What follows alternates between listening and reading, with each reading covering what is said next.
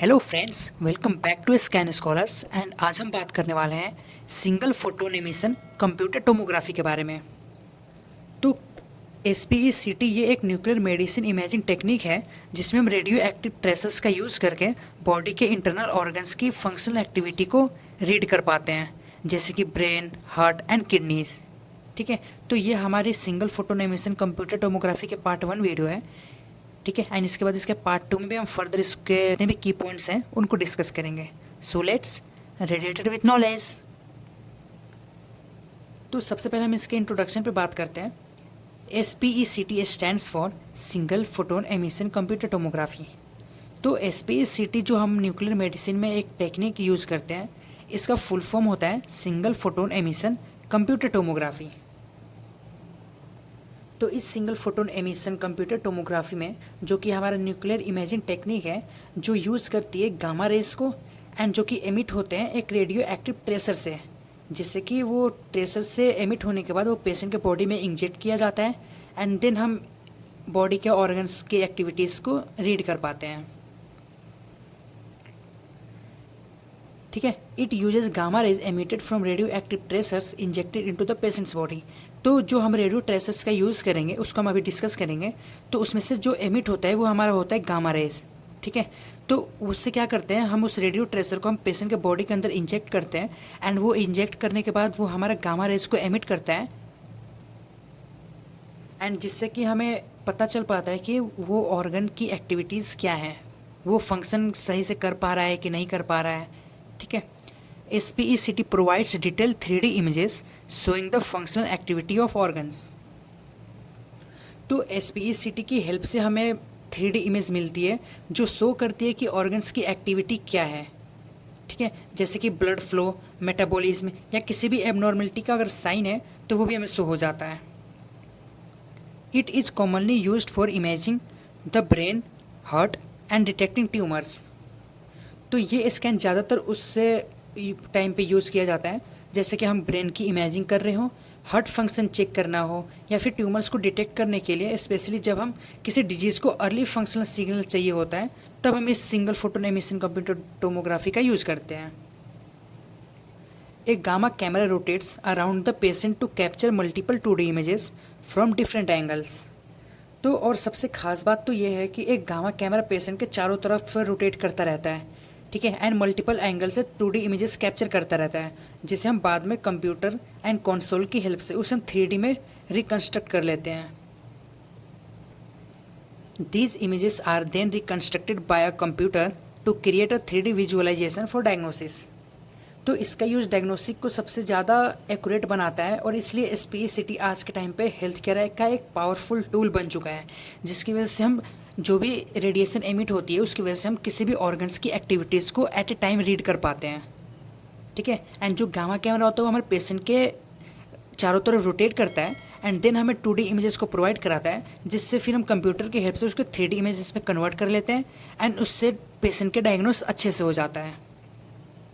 And जो भी हमारा 3D इमेजेस रिकन्स्ट्रक्ट हुआ है उससे क्या होता है कि जो डॉक्टर को मदद मिलती है कि एग्जैक्ट डायग्नोसिस करने में। ठीक है, क्योंकि इसमें ऑर्गन की फंक्शनल एक्टिविटी क्लियरली दिखाई देती है, ब्लड फ्लो वगैरह। ठीक है, या फिर कोई एबनॉर्मल सेल की एक्टिविटी है, इसलिए डॉक्टर पेशेंट का एग्जैक्ट डायग्नोस भी कर पाता है। एंड नेक्स्ट हम बात करते हैं इसके वर्किंग प्रिंसिपल के बारे में। A small amount of radio active tracer is injected into the patients body. तो सबसे पहले पेशेंट की बॉडी में थोड़ा सा रेडियो एक्टिव ट्रेसर इंजेक्ट किया जाता है, या ट्रेसर बॉडी के स्पेसिफिक ऑर्गन या टिश्यू में एक्यूमुलेट करता है। ठीक है, मतलब कि वही सेटल हो जाता है, जिससे कि प्रॉब्लम या फंक्शन ऑब्जर्व किया जा सके। ठीक है, the tracer emits gamma photons as it accumulates in specific organ और टिश्यूज़। तो जैसे ही ट्रेसर सेटल हो जाता है तो ये गामा फोटॉन्स को एमिट करता है। ठीक है, जो बॉडी के अंदर से बाहर से निकलते हैं, जो भी हमारा रेडियो जो भी ट्रेसर है वो एमिट कर रहा होता है। ठीक है, एक gamma camera detects this gamma rays from multiple angles around the patients. तो अब यहाँ पे रोल आता है गामा कैमरे का। तो ये कैमरा पेशेंट के चारों तरफ घूमता है और मल्टीपल एंगल से गामा रेज को डिटेक्ट करता है। ठीक है, जहाँ जहाँ रेडियो जो भी रेडियो एक्टिव ट्रेसर है, जहाँ जहाँ गामा रेज को एमिट कर रहा है जिस जिस एंगल से, तो ये गामा कैमरा पेशेंट के चारों तरफ रोटेट करता है एंड जहाँ जहाँ से गामा रेज से एमिट हो रहे हैं वहाँ पे जाके उस एंगल से उनको डिटेक्ट करता है। एक camera converts gamma rays signal into electrical signal and फिर ये gamma camera gamma rays signals को इलेक्ट्रिकल सिग्नल में कन्वर्ट कर देता है। एक computer process these signals to create cross sectional 2D images.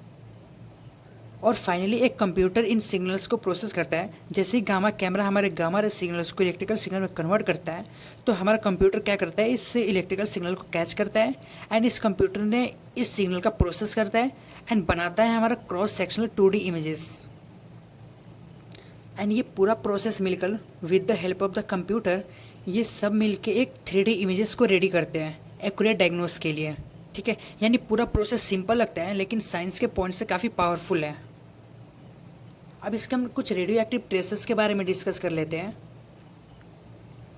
And अब बात करते हैं उन रेडियो ट्रेसेस की जो SPECT में single photon emission computer tomography में जो कॉमनली यूज़ किए जाते हैं। यही वो सब्सटेंसेस होते हैं जो बॉडी के अंदर इंजेक्ट करके एंड वहाँ पे गामा रेस को एमिट करते हैं। तो फर्स्ट हम डिस्कस करते हैं TC99 MMDP के बारे में। ठीक है, तो ये जो ट्रेसर होता है इसका यूज़ हम बोन सिंटिग्राफी में यूज़ करते हैं।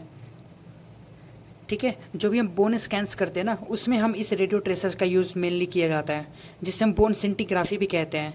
ठीक है, detect bone metastasis, fractures and osteomyelitis. तो इससे हम डिटेक्ट कर सकते हैं बोन के मेटास्टेसिस के बारे में, फ्रैक्चर्स के बारे में एंड ऑस्टियोमेलाइटिस जैसे बोन डिसऑर्डर्स के बारे में भी हम इस ट्रेसर का यूज़ करके स्कैन्स को परफॉर्म करते हैं। ठीक है, एंड अब नेक्स्ट है TC99M सेस्टामिबी के बारे में। तो इसका यूज़ हम मायोकार्डियल परफ्यूजन इमेजिंग के लिए यूज़ किया जाता है, यानी कि हार्ट के ब्लड फ्लो चेक करने के लिए कि हमारा जो ब्लड फ्लो ऑफ हार्ट है वो सही से फंक्शन कर रहा है कि नहीं कर रहा है। ठीक है, evaluates coronary artery disease, heart blood flow under stress and rest. तो स्पेशली ड्यूरिंग स्ट्रेस या रेस्ट कंडीशन में हमारा हार्ट कैसे फंक्शन कर रहा है या कैसे ब्लड का फ्लो हो रहा है in the stress and rest के कंडीशन में वो स्कैन भी हम परफॉर्म कर सकते हैं एंड उस स्कैन में हम इस TC99M सेस्टामिबी के ट्रेसर्स का यूज़ करते हैं। ठीक है, एंड अब नेक्स्ट है TC99M DTPA के बारे में। तो ये जो ट्रेसर होता है इसका यूज़ हम रीनल इमेजिंग में करते हैं एंड जो भी हमारे पास ग्लोमेरुलस फिल्ट्रेशन रेट होता है उसके मेजरमेंट के लिए परफॉर्म करते हैं। ठीक है, measures kidney functions and filtration. तो इससे हम GFR के फिल्ट्रेशन रेट भी एक्यूरेटली मेजर किया जा सकता है एंड अगर कोई भी पैथोलॉजी है हमारे किडनी रीनल सिस्टम्स के थ्रू तो इससे ट्रेसर का यूज़ करके TC99M TTPA इसका यूज़ करके हम किडनी के फंक्शंस को स्कैन करके हम अच्छे से डायग्नोस भी कर सकते हैं। ठीक है, एंड अब नेक्स्ट है TC99M HMPAO के बारे में। ठीक है, तो इसका यूज़ हम ब्रेन परफ्यूजन इमेजिंग के लिए किया जाता है। ठीक है, स्पेशली जैसे कि ब्रेन स्ट्रोक हो गया, एपिलेप्सी या फिर डिमेंशिया जैसी कंडीशन में हम ब्रेन के ब्लड फ्लो को एनालिसिस करते हैं एंड जिससे कि हम इस ट्रेसर का यूज़ करके, क्योंकि ये सारे मेन ट्रेसर्स कॉमनली यूज़ किए जाते हैं डिपार्टमेंट में। TC99M HMPAO जो कि हमारे लिए ब्रेन के स्कैन के लिए परफेक्ट होता है, इसलिए हम इन सबको अलग अलग टाइप से यूज़ करते हैं एंड अलग अलग ऑर्गन्स के लिए। ठीक है, एंड अब नेक्स्ट है आयोडीन 123। इसका यूज़ हम थायराइड स्कैन में करते हैं जिससे कि हमारे पास थायराइड ग्लैंड का फंक्शन, साइज और एक्टिविटी एक्सेस करने में हेल्प मिलती है। ठीक है, तो मेनली हम आयोडीन 123 का यूज़ हम थायराइड स्कैन के लिए परफॉर्म करते हैं हमारे single photon emission computer tomography में। ठीक है, एंड अब नेक्स्ट है थैलियम 201। तो थैलियम 201 ये मेनली यूज़ होता है कार्डियक स्ट्रेस के टेस्ट करने में। ठीक है, and myocardial viability and all infarcts. तो जैसे कि मायोकार्डियल वायबिलिटी चेक करने के लिए भी हम इस ट्रेसर का यूज़ करते हैं या फिर पुराने हार्ट अटैक्स जैसे कि इन्फार्क्ट्स का स्टेटस जानने के लिए। ठीक है, एंड ये सभी रेडियो ट्रेसर्स जो होते हैं ये स्पेसिफिक ऑर्गन के लिए बनाए जाते हैं ताकि हम एक्यूरेटली डायग्नोस कर सकें बिना किसी मेजर इन्वेसिव प्रोसीजर के। ठीक है, एंड अब हम बात करते हैं कि कौन कौन से ऐसे केसेस होते हैं जहाँ पे हम इस रेडियो ट्रेसर्स का यूज़ करते हैं। फर्स्ट, ब्रेन इमेजिंग में हम यूज़ करते हैं। अगर ब्रेन से रिलेटेड कोई भी पैथोलॉजी है या कोई भी डिजीज़ हो रखी है, चाहे वो एपिलेप्सी हो, डिमेंशिया हो या फिर हमारे पास एल्जाइमर डिजीज़ हो, तो हम उसके स्कैन के लिए हम रेडियो ट्रेसर्स का भी यूज़ करते हैं, ठीक है। एंड अब नेक्स्ट है कार्डियक इमेजिंग। तो कार्डियक इमेजिंग में हम पूरे हार्ट की एक्टिविटीज़ को, उसके ब्लड फ्लो को, उसका ब्लड फ्लो रेट परफॉर्म हो रहा है कि नहीं, कोई भी डिजीज़ अगर है या कोई भी परफ्यूजन हो रखा है, तो उसके स्कैनिंग में भी हम इस रेडियो ट्रेसर का यूज़ करते हैं।